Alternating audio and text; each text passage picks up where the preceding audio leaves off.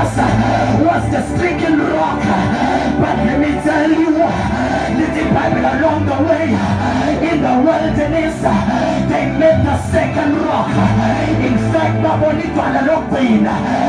Bible, and God said to Moses, Moses, my servant, speak to this rock, because the second rock we do not strike. The second rock we do not wound. But the second rock, we speak to the rock, we communicate with the rock for life. Moses, do not strike this rock. Do not strike this rock.